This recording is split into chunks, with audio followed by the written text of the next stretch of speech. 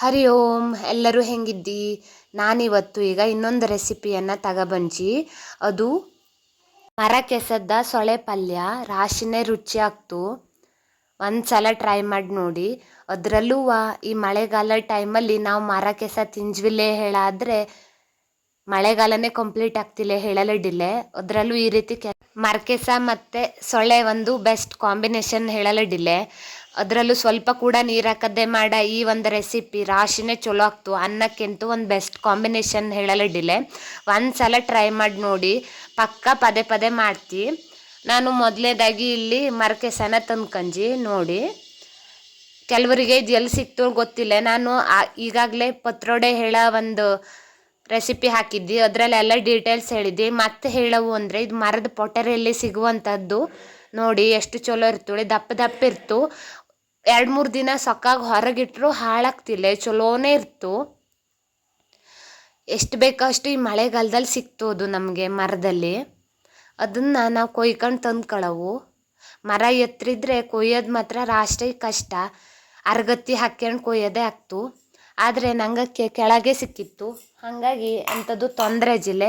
ಬೇಕಾದಷ್ಟು ತಗೊಬಂದ್ಕೊಂಡೆ. ಒಂದೊಂದೆಲ್ಲ ಸಣ್ಣ ಸಣ್ಣದಿದ್ದು, ಆದರೂ ಕಡೆಗೆ ಯಾರು ಕೊಯ್ದು ಬಿಡ್ತಾ ಹೇಳಿ ನಂಗೆ ತಂದ್ಕೊಂಡ್ಯ ನೋಡಿ. ನಿಂಗಳ ಹತ್ರ ಮರ ಕೆಸ ಇಲ್ಲ ಅಂದರೆ ಈ ರೀತಿ ನಾರ್ಮಲ್ ಕೆಸನೂ ತಂದ್ಕೊಂಬಲ್ಲುಡಿಲ್ಲ. ಇದೆಲ್ಲ ನೋಡಿ ಮನೆ ಹತ್ರನೇ ಬೆಳೆದಿದ್ದು, ಎಷ್ಟು ಬೆಳ್ಕೊಂಡಿದ್ದು ಹೇಳಿ. ಬೇಕಾದಷ್ಟು ಸಿಕ್ತು.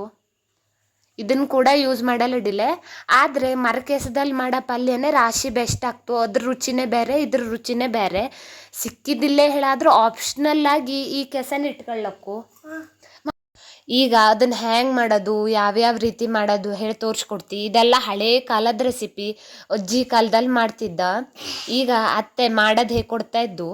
ನಾನು ಒಂದು ರೀತಿ ಯೂಟ್ಯೂಬ್ ಕಾರಣ ಮಾಡಲು ಇದೊಂದು ಕಾರಣ ಹೇಳಲಿಡಿಲ್ಲ. ಎಂತಕ್ಕೆ ಅಂದರೆ ಹಳೆ ಕಾಲದ್ದು ರೆಸಿಪಿ ಎಷ್ಟು ಸತಿ ಹೇಳ್ರು ನಮಗೆ ಮರ್ತೋಗ್ತು. ಕೆಲವೊಂದು ಯೂಟ್ಯೂಬಲ್ಲಿ ಹುಡುಕರು ಸಿಕ್ತಿಲ್ಲ. ಈ ರೀತಿ ಅತ್ತೆ ಅಜ್ಜಿ ಹೇಳ್ಕೊಡೋ ರೆಸಿಪಿ ಎಲ್ಲ ಈ ರೀತಿ ಯೂಟ್ಯೂಬಲ್ಲಿ ಹಾಕಿಟ್ರೆ ಮುಂದೆ ನನಗೂ ಉಪಯೋಗ ಆಗ್ತು, ನನ್ನ ಮಕ್ಕಕ್ಕೂ ಉಪಯೋಗ ಆಗ್ತು ಹೇಳೋ ಒಂದು. ಹಿಂದೆ ಮರ ಕೆಸದ ಚೊಟ್ಟೆಲ್ಲ ತೆಕ್ಕೊಂಡು ಈ ರೀತಿ ಪಲ್ಯದ ರೀತಿ ಸಣ್ಣಕ್ಕೆ ಹೆಚ್ಕೊಳ್ಳವು ನೋಡಿ. ಹೆಂಗೆ ಹೆಚ್ಕೊಂಜಿ ಹೇಳಿ. ಇನ್ನೂ ಸಣ್ಣ ಆದರೂ ಹೆಚ್ಕೊಂಡ್ರು ತೊಂದರೆ ಇಲ್ಲ, ಇನ್ನೂ ದೊಡ್ಡ ಹೆಚ್ಕೊಳ್ಳಡಿ. ನಾನು ಒಂದು ಮೀಡಿಯಮ್ ಸೈಜಲ್ಲಿ ಹೆಚ್ಕೊಂಜಿ. ಈಗ ನಾನು ಉಪ್ಪಲ್ಲಿ ಹಾಕಿಟ್ಟು ಸೊಳೆ ತಗೋತಾ ಇದ್ದಿ. ಇದು ರಾಶಿನೇ ಚಲೋ ಆಗ್ತು. ಉಪ್ಪಲ್ಲಿ ಹಾಕಿಟ್ಟು ಸೊಳೆನೇ ಆಗವು. ಹಸಿ ಸೊಳೆ ಇದ್ದರೂ ಹಾಕಡಿ, ಚಲೋ ಆಗ್ತಿಲ್ಲ ನೋಡಿ. ನಾನು ಇದನ್ನು ಹ್ಯಾಂಗೆ ಸ್ಟೋರ್ ಮಾಡಿಡೋದು ಹೇಳಿ ಈಗಾಗಲೇ ವಿಡಿಯೋ ಹಾಕಿದ್ದಿ. ನಿಂಗೆ ಇಷ್ಟ ಆದರೆ ಹೋಗಿ ನೋಡ್ಕೆ ಬನ್ನಿ. ಈ ರೀತಿ ಉಪ್ಪಲ್ಲಿ ಹಾಕಿಟ್ಟು ತಗೊಂಡ್ರೆ ವರ್ಷಗಟ್ಟಲೆ ಹಾಳಾಗ್ತಿಲ್ಲ ಸೊಳ್ಳೆ. ಈಗ ಇದನ್ನು ಚಲೋ ಮಾಡಿ ಚೊಕ್ಕ ತಕ್ಕೊಳ್ಳವು ನೋಡಿ. ಹ್ಯಾಂಗ ಜೋಡಿ ಒಂಚೂರು ಹಾಳಾಜಿಲ್ಲ ಸೊಳ್ಳೆ. ಈ ರೀತಿ ಇದನ್ನು 2-3 ಸತಿ ನೀರು ಹಾಕಿ ಚಲೋ ಮಾಡಿ ತಕ್ಕೊಂಡು ಪ್ರತಿ ಸತಿ ಒಂದೊಂದೇ ಸೊಳೆನ ಕ್ಲೀನಾಗಿ ತಕ್ಕೊತ ಬದಿಗೆ ಹಾಕ್ಯತ್ತ ಹೋಗವು. ಈಗ ನಾ ತೋರಿಸ್ತಾ ಇದ್ದೀನಿ ನೋಡಿ, ಹಾಗೆ ಮಾಡ್ಕೊತ ಹೋಗವು. ಚಲೋ ಮಾಡಿ ಕ್ಲೀನ್ ಮಾಡ್ಕೊಳ್ಳವು. ಎಂತಕ್ಕೆ ಉಪ್ಪಿನ ಅಂಶ ರಾಶಿನೇ ಇರ್ತು. ಹಾಗಾಗಿ ಅದರಲ್ಲೂ ಈ ರೀತಿ ಉಪ್ಪು ಹಾಕಿದ್ದು ಸೊಳೆನೇ ಈ ರೀತಿ ಪಲ್ಯಗಳಿಗೆಲ್ಲ ಚಲೋ ಆಗ್ತು. ನಿಂಗವು ಈ ರೀತಿ ಸ್ಟೋರ್ ಮಾಡಿ ಇಟ್ಕೊಳ್ಳಿ. ಅಂತಕೆಂದ್ರೆ ಹಲಸಿನಕಾಯಿ ಸೀಸನ್ ಮುಗಿತಾ ಬಂದೊತ್ತು. ಕಡೆಗೆ ಹಲಸಿನಕಾಯಿದೆ ಅಂತಾರು ಒಂದು ಐಟಮು ಪದಾರ್ಥ ತಿನ್ನವು ಅಂದ್ರೆ ಆಗ್ತಿಲ್ಲ. ಈ ರೀತಿ ಮಾಡಿ ಇಟ್ಕೊಂಬೋದ್ರಿಂದ ವರ್ಷ ಪೂರ್ತಿ ತಿಂಬಲಡ್ಡಿಲ್ಲ ನೋಡಿ. ನಾನು ಕ್ಲೀನಾಗಿ ಸರಿ ಮಾಡಿ ತೊಕ್ಕೊತಾ ಇದ್ದಿ. ಅಂತಕೆಂದ್ರೆ ಉಪ್ಪಿನಂಶ ರಾಶಿ ಇರ್ತಲ್ಲಿ. ಹಾಗಾಗಿ ಒಂದು ಸಲ ಈ ರೀತಿ ಮಾಡಿ ಸ್ಟೋರ್ ಮಾಡ್ಕೊಳ್ಳಿ, ನಿಂಗೆ ವರ್ಷಿಡೀ ತಿಂಬಲಾಗ್ತು. ಈಗ ನಾ ಇದನ್ನು ಚಾಪರಿಗೆ ಹಾಕಿ ಕಟ್ ಮಾಡ್ಕೊತಾ ಇದ್ದಿ. ಅಂತಕ್ಕೆಂದ್ರೆ ಸಣ್ಣಕ್ಕೆ ಹೆಚ್ಕೊಳಕ್ಕಾಗ್ತು ಸೊಳೆನ. ಹಾಗಾಗಿ ಈಗೆಲ್ಲ ಸಣ್ಣಕ್ಕೆ ಹೆಚ್ಚಲಿ ಅಲ್ಲಿ ಬತ್ತು. ಹಾಗಾಗಿ ಚಾಪರಿಗೆ ಹಾಕಿ ಸಣ್ಣಕ್ಕೆ ಮಾಡ್ಕೊತಾ ಇದ್ದ. ಈ ಚಾಪರ್ ಹೇಳಿ ಬಂದಾಗಿಂದ ಪಲ್ಯ ಕೊಚ್ಚಲೆಲ್ಲ ಎಂಥದ್ದು ತೊಂದರೆ ಇಲ್ಲ. 2 ನಿಮಿಷಕ್ಕೆ ಆಗೋಗ್ತು ಪಟ ಪಟವ ನೋಡಿ. ಈ ರೀತಿ ಸಣ್ಣದಾಗಿ ಹೆಚ್ಕೊಳ್ಳವು. ಎಷ್ಟು ಸಣ್ಣ ಆಗ್ತೋ ಅಷ್ಟು ಸಣ್ಣ. ಇನ್ನೂ ಸಣ್ಣ ಜಿಲ್ಲೆ ಮತ್ತೊಂದು ರೌಂಡ್ ನಂಗೆ ಅವು ಚಾಪರಲ್ಲಿ ಚಾಪ್ ಮಾಡ್ಕೊತಾ ಇದ್ಯಾ ನೋಡಿ. ಲಾಸ್ಟ್ ರಿಸಲ್ಟ್ ಹೆಂಗೆ ಬಂಜೋಳಿ. ಫೈನಲಿ ನಮಗೆ ಬೇಕಾಗಿದ್ದ ರೀತಿಯೇ ಸಣ್ಣ ಆಯ್ತು. ಇದನ್ನೀಗ ಒಂದು ಬದಿ ಸ್ಟೋರ್ ಮಾಡಿ ಇಟ್ಕೊಳ್ಳವು. ಈಗ ನೋಡಿ ನಂಗವು ಗಾಂಧಾರಿ ಮೆಣಸು ಎಷ್ಟು ತಗಂಜೇಳಿ ಈ ರೀತಿ ಒಣಸಿಟ್ಕತ್ಯ. ಎಂತಕೆಂದ್ರೆ ಇದನ್ನು ವರ್ಷಿಡೀ ಬಳಸಲು ಬೇಕಾಗ್ತೋಳಿ. ಒಂದು 30-40 ಗಾಂಧಾರಿ ಮೆಣಸು ತಗಂಜಿ. ಅದನ್ನು ನನ್ನ ಮಗಳು ಕುಟ್ಟಿ ಪೌಡ್ರ್ ಮಾಡಿಕೊಡ್ತೀನಿ ಆಯ್ತಾ ಇದ್ದು. ಮಗ ಗಾಮಿತೆ ಬೇಡ ಹೇಳ್ರು ಅದು ಕೇಳ್ತಿಲ್ಲ. ಅಂತೂ ಅದ್ರ ಸಹಾಯದಿಂದ ನನ್ನ ಸಹಾಯದಿಂದ ಪೌಡ್ರ್ ಮಾಡ್ಕೊಂಡು ನೋಡಿ. ಎಣ್ಣೆ ಎಷ್ಟು ಹಾಕ್ಯತಾ ಇದ್ದೀಳಿ. 1 ಬೌಲಪ್ಪಷ್ಟೇ ಎಣ್ಣೆ ಬೇಕು ನೋಡಿ. ಕುಟ್ಟಿ ಪೌಡ್ರ್ ಮಾಡಿ ಇಟ್ಕೊಂಡಿರೋ ಇಪ್ಪಂತಹ ಗಾಂಧಾರಿ ಮೆಣಸು ಅಥವಾ ಸೂಜಿ ಮೆಣಸಿನ ಪೌಡರ್ನ ಹಾಕ್ಯತ್ತಾ ಇದ್ದಿ. ಕಡಿಗೆ ಬೇವಿನ ಸೊಪ್ಪು ಹಾಕ್ಯತ್ತಾ ಇದ್ದಿ ಒಂದು 15-20. ಅದನ್ನೆಲ್ಲವ ಸ್ವಲ್ಪವ ಕಾದ ಎಣ್ಣೆಲಿ ಫ್ರೈ ಥರ ಮಾಡವು. 1 ಸ್ಪೂನ್ ಅಪ್ಪಷ್ಟು ಉದ್ದಿನ ಬೇಳೆ ಹಾಕ್ಯತ್ತಾ ಇದ್ದಿ. ಅದನ್ನು ಸ್ವಲ್ಪ ಫ್ರೈ ಮಾಡ್ಕೊಳ್ಳವು. ಕಡಿಗೆ 1 ಸ್ಪೂನ್ ಅಪ್ಪಷ್ಟು ಸಾಸಿವೆ ಹಾಕ್ಯತ್ತಾ ಇದ್ದಿ. ಅದು ಚಟಪಟ ಹೇಳವು. ನೋಡಿ ಈ ರೀತಿಯ ಸರಿ ಮಾಡಿ ಎಲ್ಲದು ಎಣ್ಣೆಲ್ಲೇ ಫ್ರೈ ಥರ ಆಗವು. ಕಡಿಗೆ 1/4 ಸ್ಪೂನ್ ಹಾಕಷ್ಟು ಅರಿಶಿನ ಹಾಕ್ಯತ್ತಾ ಇದ್ದಿ. ಅದು ಸ್ವಲ್ಪ ಎಲ್ಲ ಕರೆಕ್ಟ್ ಮಾಡಿ ಮಿಕ್ಸ್ ಮಾಡವು. ಈಗ ಮರಕೆಸ ಕೊಚ್ಚಿಟ್ಕೊಂಡಿದ್ದ ಹಾಕ್ಯತ್ತಾ ಇದ್ದಿ. ಅದು ಸರಿ ಎಣ್ಣೆಯಲ್ಲಿ ಫ್ರೈ ಮಾಡವು. ಎಂತಕ್ಕೆ ಅಂದರೆ ಅದು ಸರಿ ಫ್ರೈ ಆಗಿಲ್ಲ ಅಂದರೆ ನಮಗೆ ಬಾಯಿ ತೋರಿಸ್ತು. ಹಾಗಾಗಿ ಹುಳಿ ಉಪ್ಪು ಖಾರ ಎಲ್ಲದೂ ಸರಿ ಪ್ರಮಾಣದಲ್ಲಿ ಅದಕ್ಕೆ ಬಿದ್ದರೆ ನಮಗೆ ಬಾಯಿ ತೋರಿಸ್ತಿಲ್ಲ. ಸರಿ ಫ್ರೈ ಆದರೂ ನಮಗೆ ಬಾಯಿ ತೋರಿಸ್ತಿಲ್ಲ. ಹಾಗಾಗಿ ಇದು ಒಂದು ಬೆಸ್ಟ್ ಮೆಥಡು.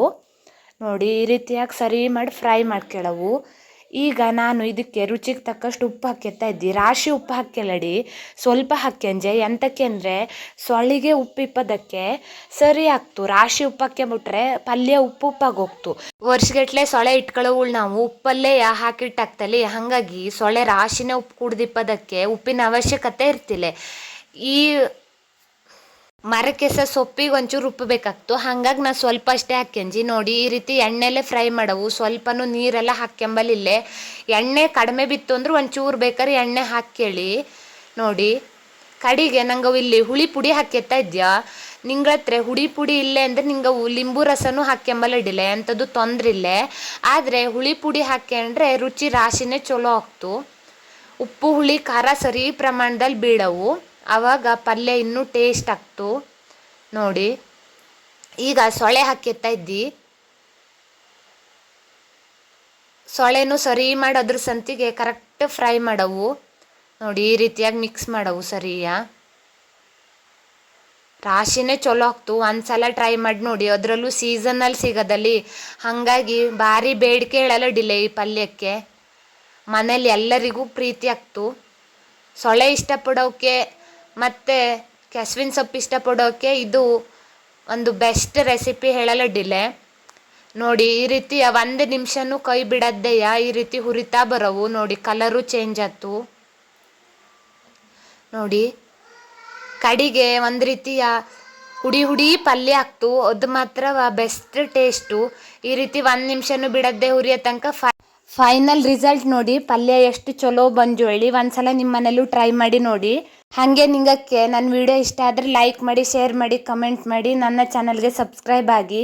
ಇದೇ ರೀತಿ ಅನೇಕ ವಿಡಿಯೋ ರೆಸಿಪಿ ವ್ಲಾಗು ಇನ್ನಿತರ ವಿಡಿಯೋನು ನನ್ನ ಚಾನಲಲ್ಲಿ ನೋಡೋ ಸಿಕ್ತು. ಎಲ್ಲನೂ ನೋಡಿ ನಂಗೆ ಸಪೋರ್ಟ್ ಮಾಡಿ. Thanks for watching. Thank you.